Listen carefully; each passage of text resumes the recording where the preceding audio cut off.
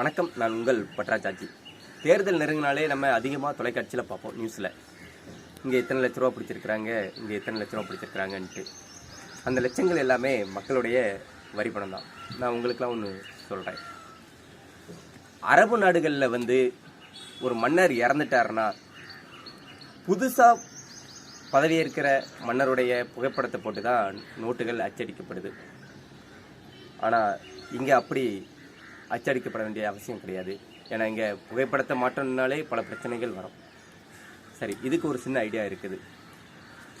தேர்தல் 5 வருஷத்துக்கு ஒரு முறை தான் வருது. அந்த தேர்தல் தேதி அறிவிக்கும் போது இப்போ புழக்கத்தில் இருக்கிற பணத்தெல்லாம் தடை செய்துட்டு புதிதாக பணத்தை அச்சடித்து விட்டால் ஊழல்கள் குறையும். ஏன்னா குற்றமுள்ள நெஞ்சம்தான் குறுகுறுக்கும். நன்றி, வணக்கம்.